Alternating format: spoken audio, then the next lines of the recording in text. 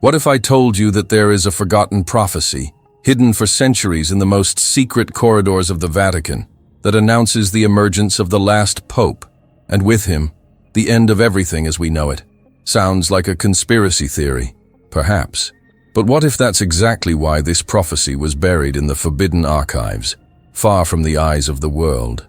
The Vatican, this institution shrouded in mystery, power, and faith, keeps secrets that have never been revealed to the public. Hidden documents, banned books, manuscripts that challenge the official version of church history. Among these secrets is one of the most feared revelations of Christianity, the Prophecy of Saint Malachi, an ancient text that describes, pope by pope, the path of the church until its last leader. A text that ends with the arrival of a man known only as Peter Romanus, Peter the Roman, the one who would rule during a great tribulation, before the destruction of the city of the 7 hills. What does the Vatican know about this? Why did you never clearly position yourself? What's more, why is it that whenever this prophecy comes to light, it is quickly hushed up or ridiculed? What is so dangerous about this message? And why do so many scholars and religious believe that it is being fulfilled now, before our eyes? Have you ever stopped to wonder why certain documents never come to light? For which sacred books did they disappear? Why is there a part of the history of the church that is never told in masses, in seminars, in pulpits?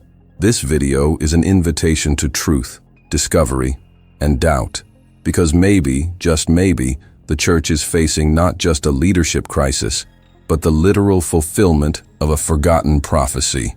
Get ready, because throughout this video, we'll dive deep into the Vatican's best-kept secrets, unearth lost prophecies, and analyze the signs that indicate we're closer to the end than we realize. And if you, like thousands of people around the world, feel that something spiritual is happening behind the scenes of faith, then stay with me, because what comes next could completely change the way you view the church and history. But before we continue this in-depth investigation into the prophecy of Saint Malachi and the hidden secrets of the Vatican, I need to ask you something very important. This video is not just an exposition of forgotten facts, documents, and mysteries. It is also a spiritual wake-up call. And in times like these, where so many things are moving behind the scenes of faith, prayer becomes a powerful weapon. If you feel like there is something bigger going on, if you notice that the world is changing in frightening ways, or if you simply want to ask for protection, discernment, or peace in your life and your family, leave your prayer request here in the comments right now.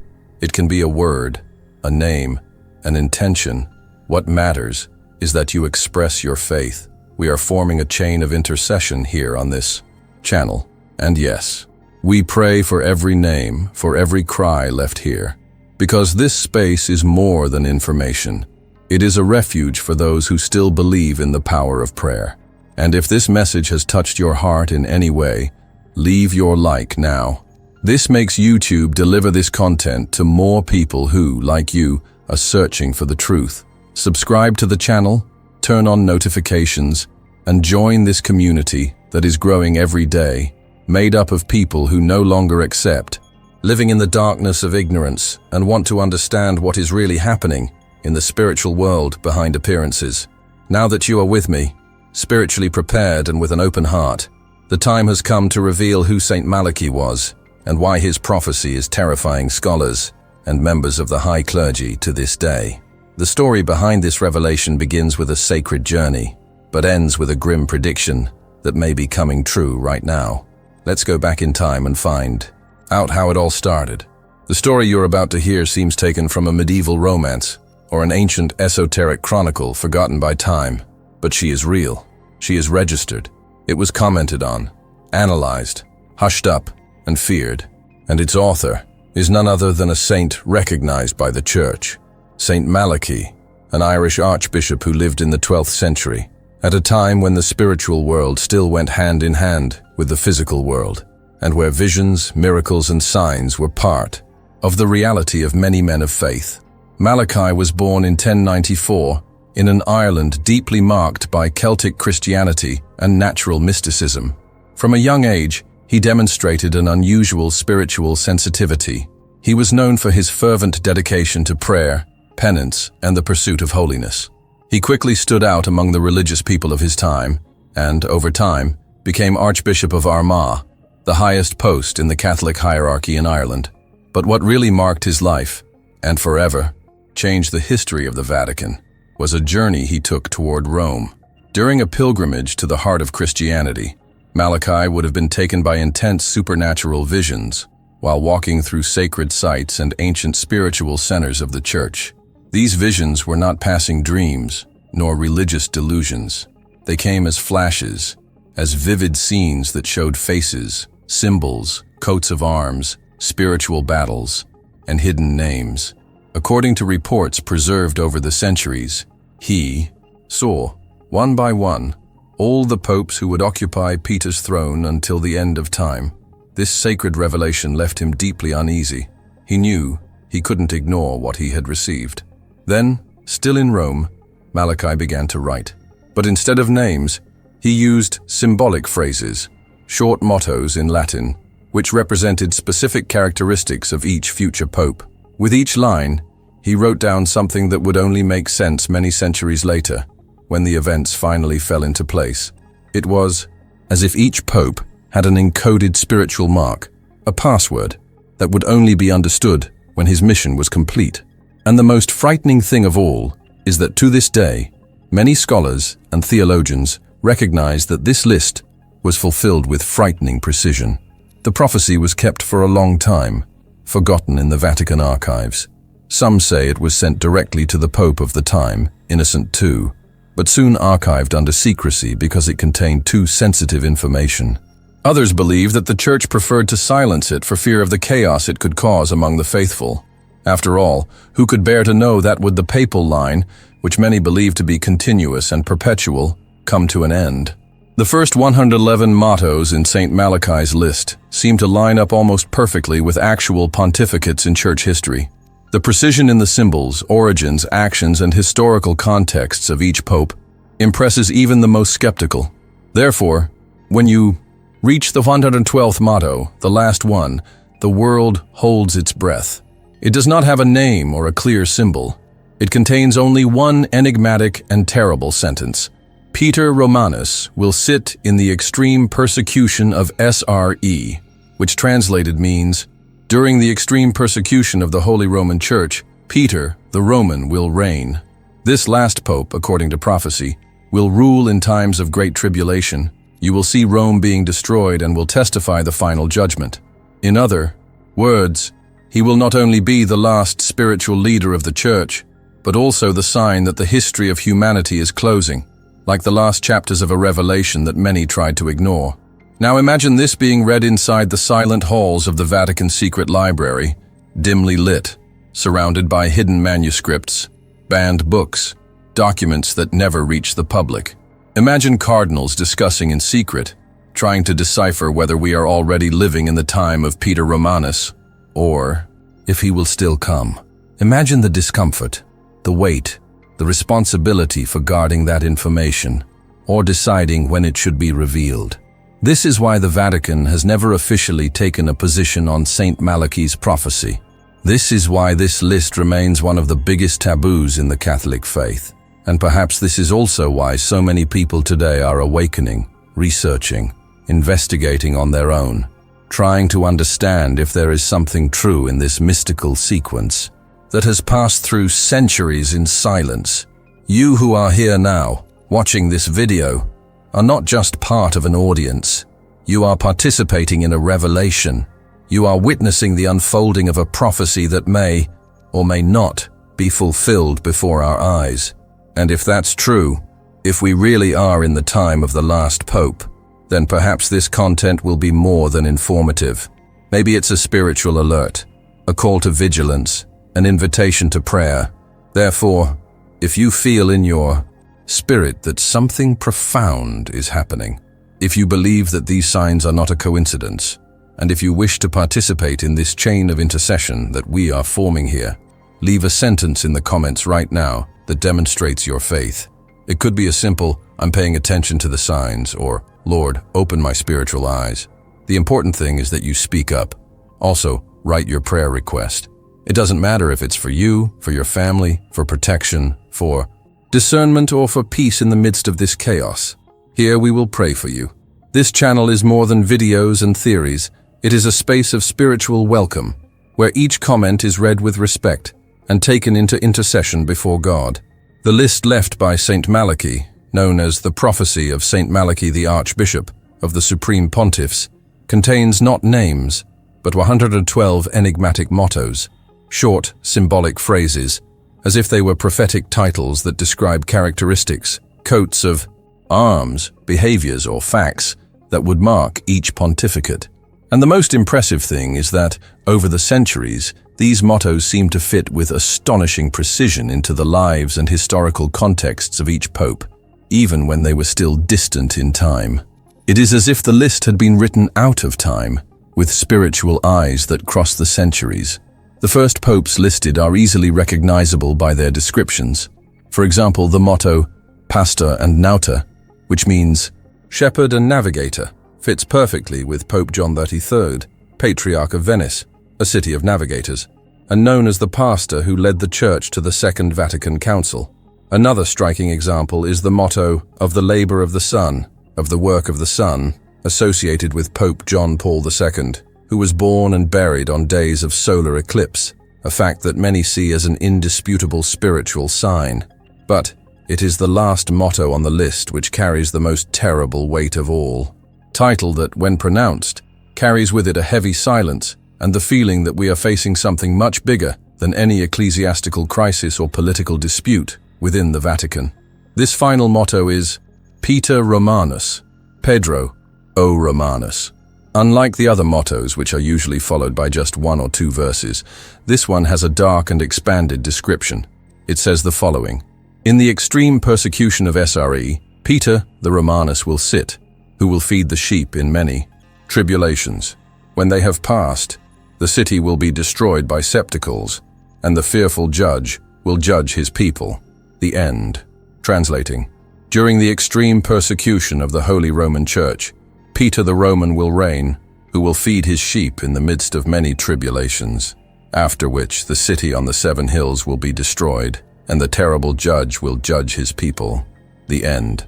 This pope, therefore, would not be just another successor to Peter. He would be the last.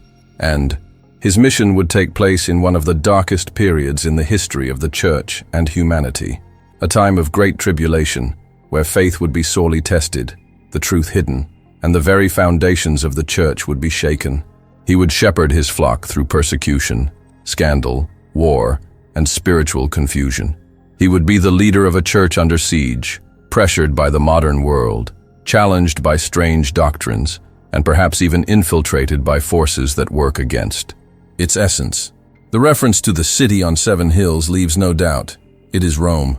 And according to the prophecy, after this period of tribulation, Rome would be destroyed. The destruction may not only be literal but also symbolic, indicating the collapse of the Vatican's religious and institutional structure, or the fall of the traditional church system as we know it. And after that, the tremendous judge would come, a clear reference to the final judgment, at the moment of separation, between what is true and what has been corrupted, between the wheat and the chaff. It is impossible to read this text without feeling a chill, because this isn't just a common prediction, it's the end of the line. And even more disturbing is to think that, according to many scholars, we have now reached the 112th Pope on the list. Many associate this last motto with Pope Francis, claiming that he would be the Roman Peter, since his original name is Jorge Mario Bergoglio, a descendant of Italians, and he assumed the papacy in the midst of one of the greatest crises in the modern church. Others believe that Francis is still the 111th, and that the real Roman Peter has yet to come, perhaps after his resignation or death. This is where the mystery intensifies, because this uncertainty fuels both faith and fear. Are we living in the time of the Great Tribulation? Could the signs around us, wars, pandemics, natural disasters, religious scandals, the trivialization of faith, all point to the fulfillment of this prophecy? And more than that, will the next pope be, in fact, the last? This question has circulated not only among ordinary believers, but also behind the scenes at the Vatican, in discreet circles, in theological studies and meetings of cardinals.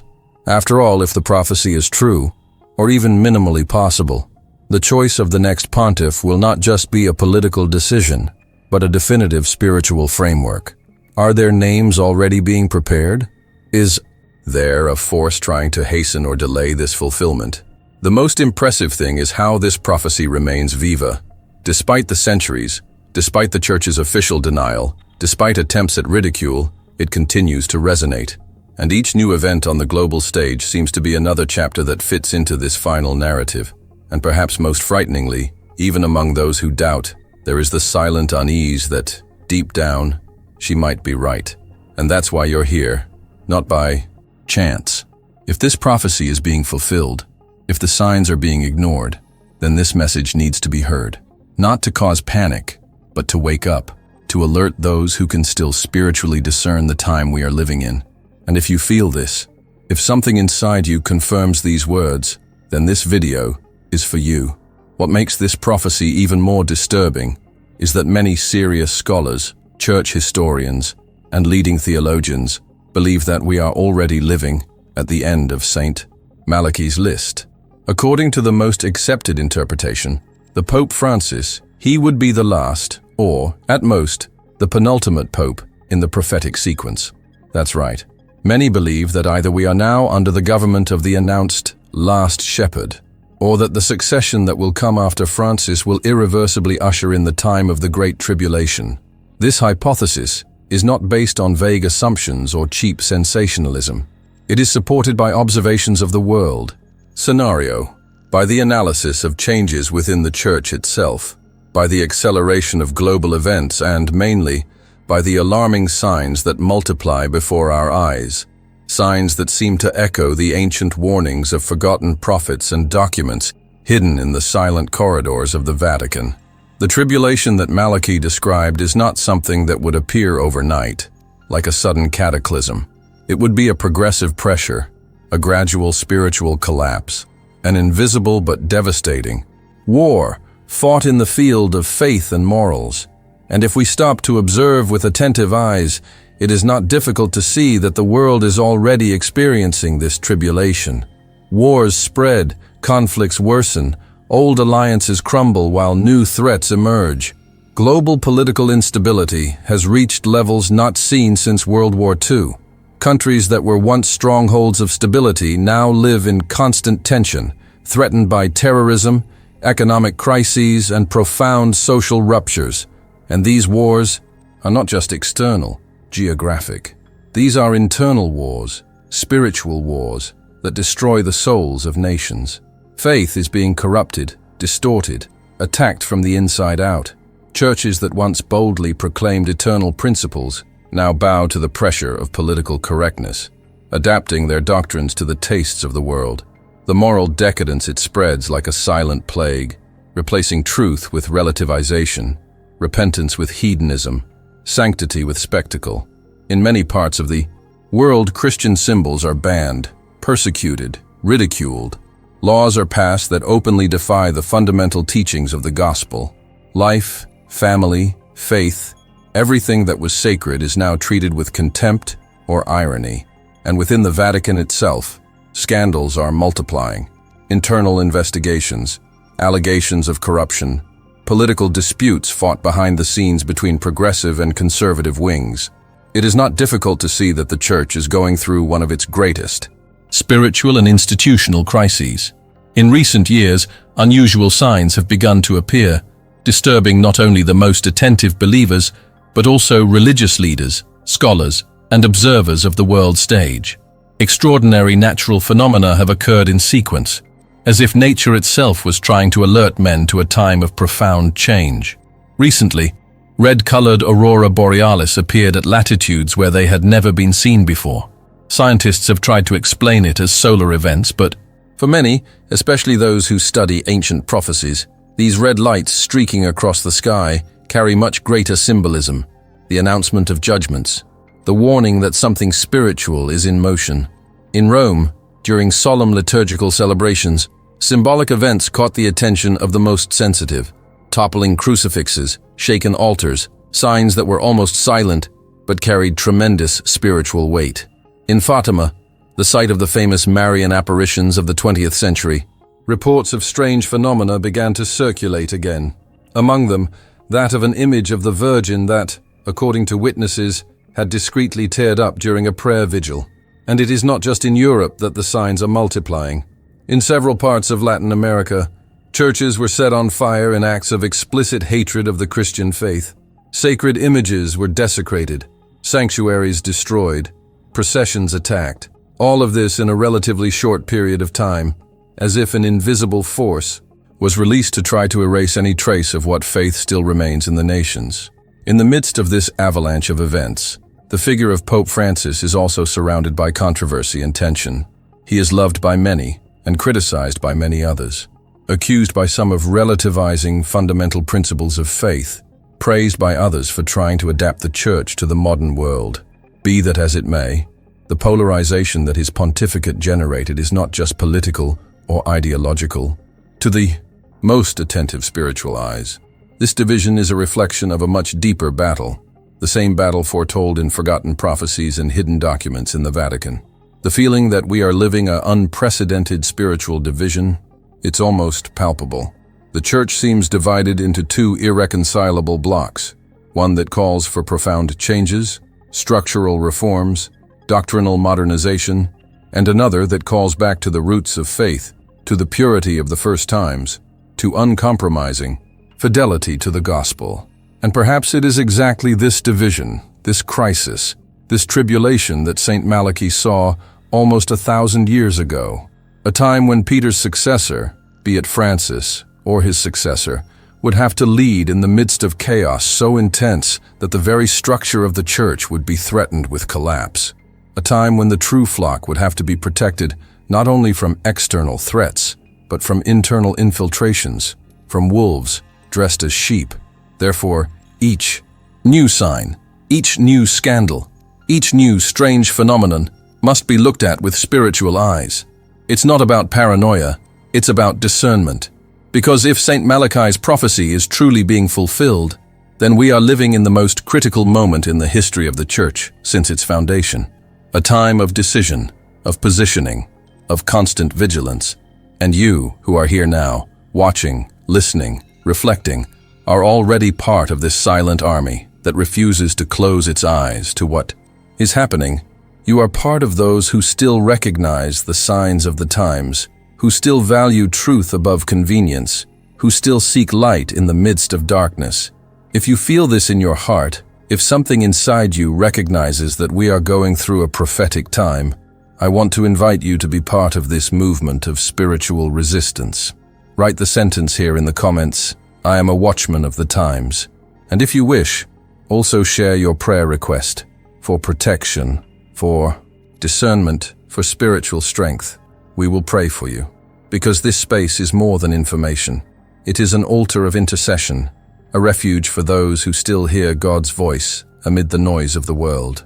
Although Saint Malachi's prophecy has spanned centuries shrouded in mystery and fear, the Vatican has always adopted an enigmatic stance towards it. Ancient documents related to this prophecy were, according to various historical accounts and research by scholars, secretly archived in the most restricted sectors of the Vatican Library.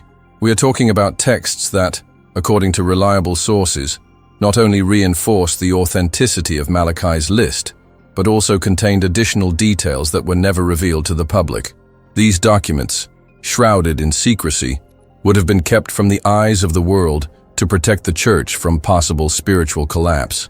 After all, openly admitting the existence of a prophetic line detailing the end of the papal succession would also be admitting that the Church itself, as a human institution, would have an already determined expiration date.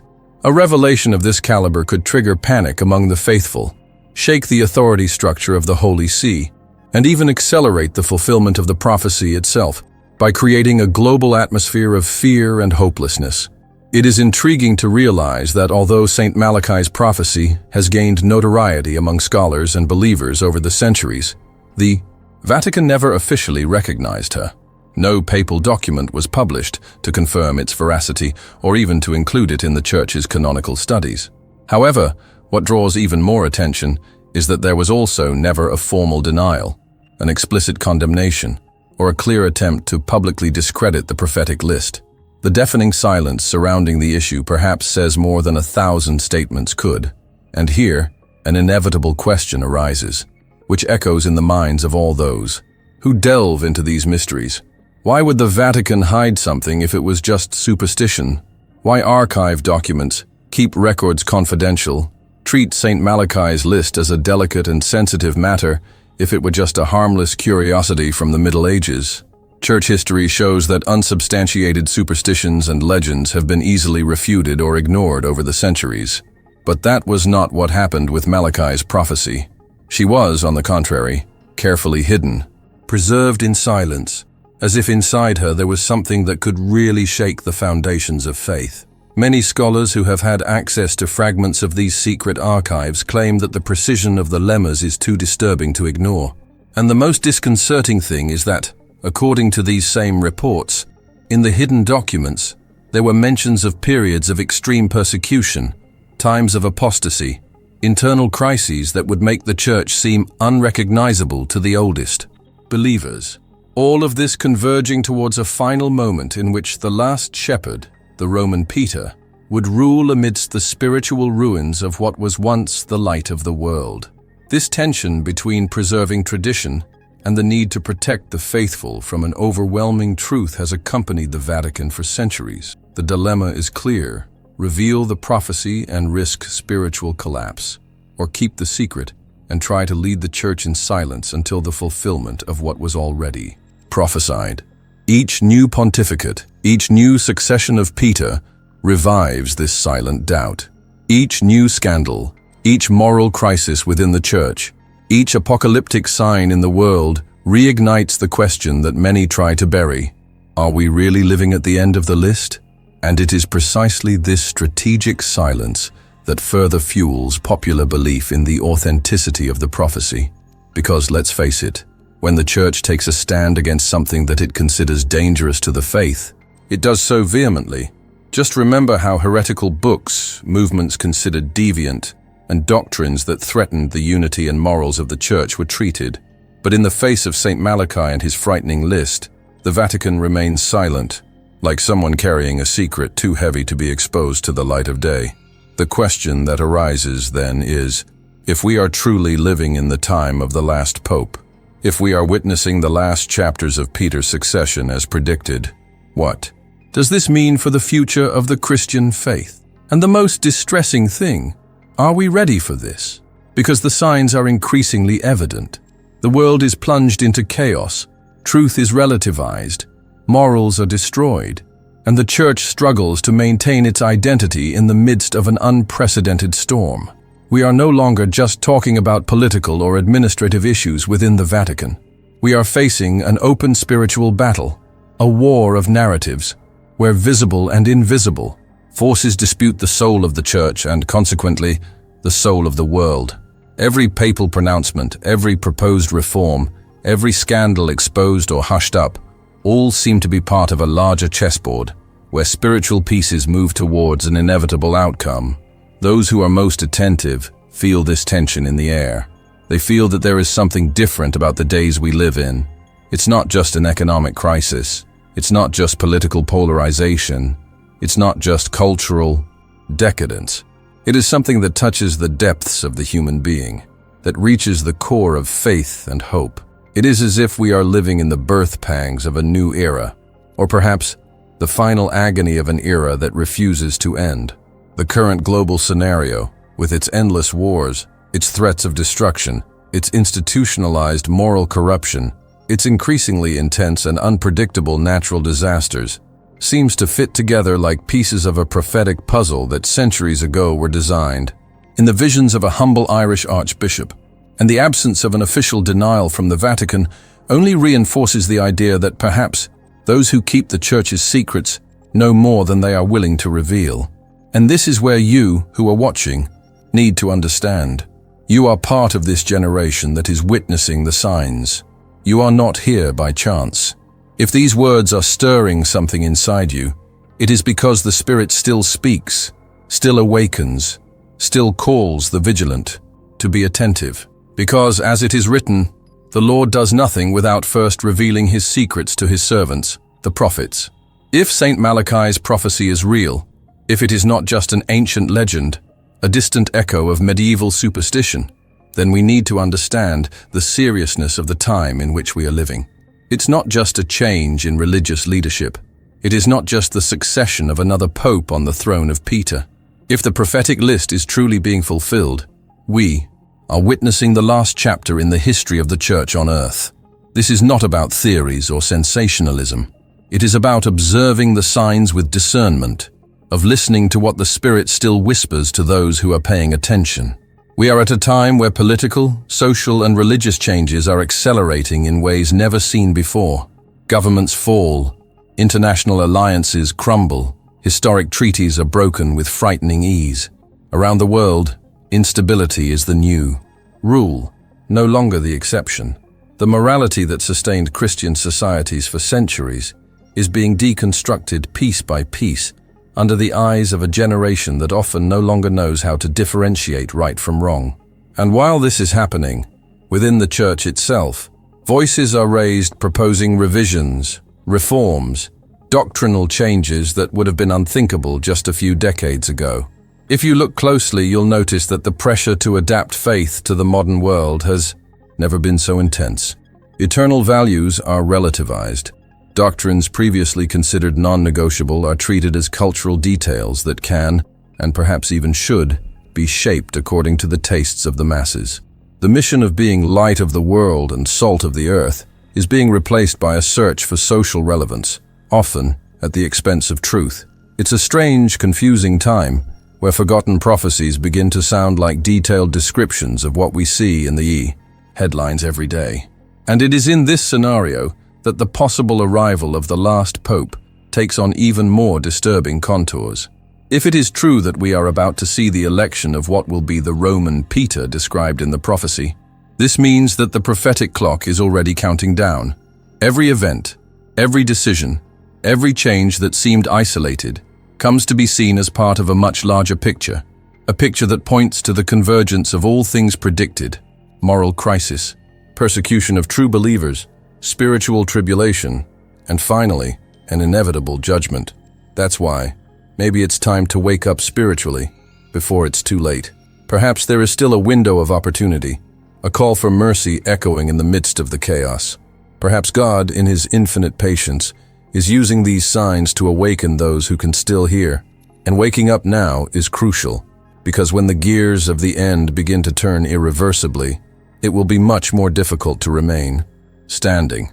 What is before us is not just the possibility of external change. It is the most profound battle a generation has ever faced. The battle for faith, for truth, for the spiritual identity of the Church. A fight that will not be fought just with nice words or political speeches, but that will require courage, holiness, and unshakable faith. And whoever is awake will need to be prepared to resist, even if everything around them is falling apart. If you feel that this message speaks to you, if inside your heart there is an echo confirming that these signs are not mere coincidences, I invite you now to leave your mark here. Write the sentence in the comments, "I choose to awaken," as a public sign that you are attentive, that you will not close your eyes to what is to come. And if you want, share your prayer request too. We are forming a chain of intercession so that no one has to face this battle alone.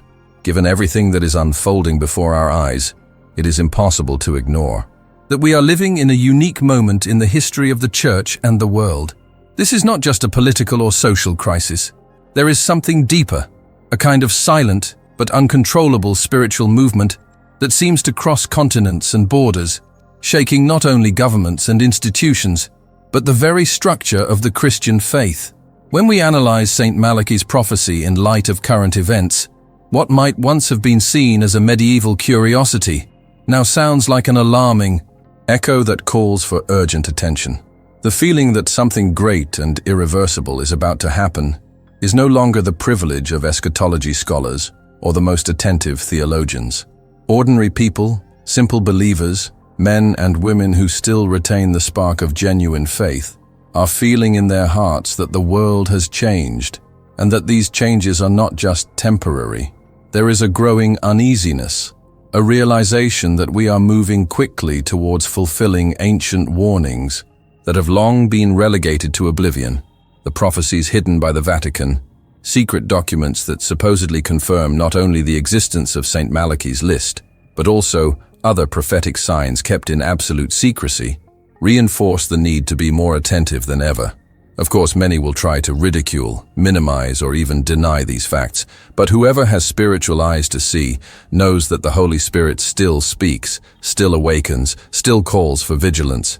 Each new scandal, each new rupture, each new natural disaster that shakes the planet seems to fit together like pieces of a great prophetic puzzle. And among these pieces, the Vatican occupies a central place, because it is there, in the heart of Christendom, that the most impactful spiritual decisions of our age are being made or postponed. The Vatican's silence regarding the prophecies, the way certain ancient documents were archived secretly without ever being refuted, only reinforces the idea that there are hidden truths, protected not because they are irrelevant, but because they are too disturbing to be revealed all at once.